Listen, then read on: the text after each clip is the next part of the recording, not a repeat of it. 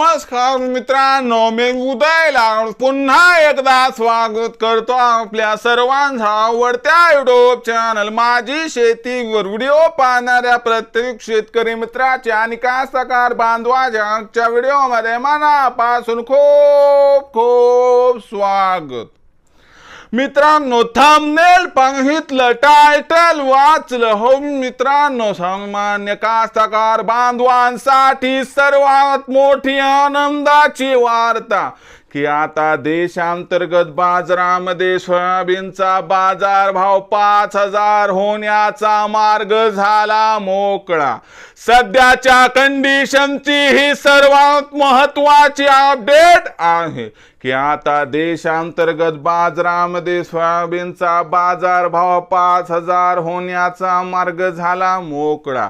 पण देशांतर्गत व आंतरराष्ट्रीय बाजारामध्ये असं काय घडत आहे की ज्यामुळे आता देशांतर्गत बाजारात सोयाबीनचा बाजारभाव 5,000 होण्याचा मार्ग झाला मोकळा आणि देशांतर्गत बाजारात अखेर सोयाबीनचा बाजारभाव 5,000 पार कधी होणार या प्रत्येक प्रश्नाचं अचूक उत्तर जाणून घेण्यासाठी आता आपण सर्वांनी व्हिडिओ सुरुवातीपासून शेवटपर्यंत पाहावा।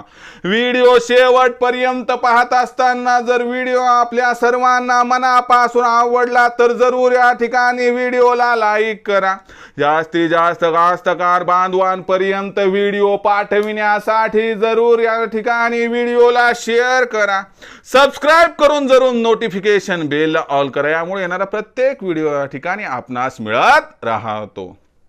तर बघा मित्रांनो, सामान्य कास्तकार बांधवांसाठी सर्वात मोठी आनंदाची वार्ता की आता देशांतर्गत बाजारामध्ये सोयाबीनचा बाजारभाव 5,000 होण्याचा मार्ग झाला मोकळा।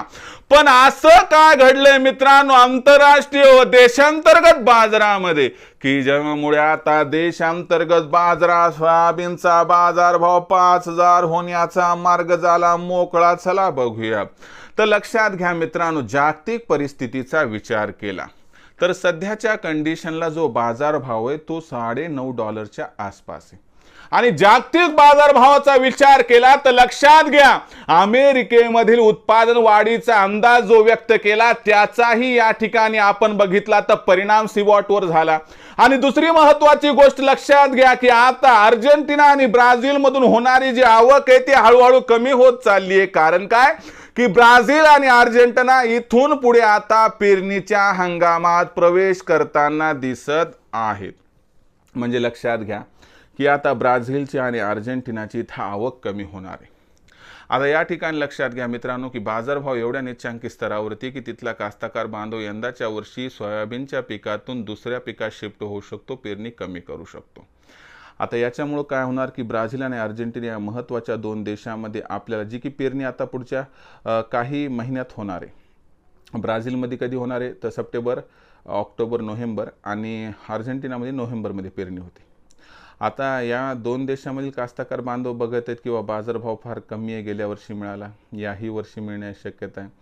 म्हणून कास्तकार बांधव 25% शिफ्ट होऊन इतर पिकांकडे जाऊ शकतात। त्यामुळे पेरणीचं क्षेत्र घटणार, आपोआप उत्पादन घटणार।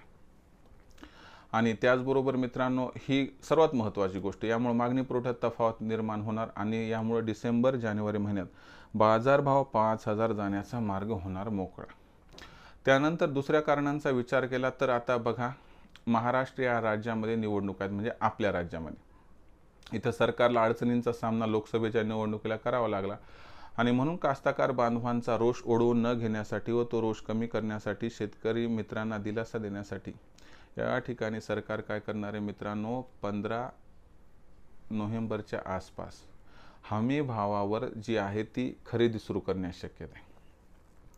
सरकारने समजा हमी भावावर सोयाबीनची खरेदी सुरू केली तर बाजारामध्ये कॉम्पिटिशन निर्माण होईल आणि या स्पर्धेमुळे बाजारभावाला आधार मिळणार आहे। त्यामुळे डिसेंबर जानेवारी महिन्यात हे एक महत्त्वाचं कारण ज्यामुळे बाजारभाव 5,000 होऊ शकतात। आणि सरकार एवढं जरी नाही घडलं तर 4,892 रुपयाचा जो हमी भाव आहे त्याचा डिफरन्स द्यायला पण तयार आहे। म्हणजे आंतरराष्ट्रीय बाजाराची स्थिती, देशांतर्गत बाजारातील सरकारची भूमिका या सर्वांमुळे आपल्याला डिसेंबर जानेवारी महिन्यात बाजारभाव पाचार होण्याचा मार्ग आता कुठंतरी मोकळा होताना दिसतोय.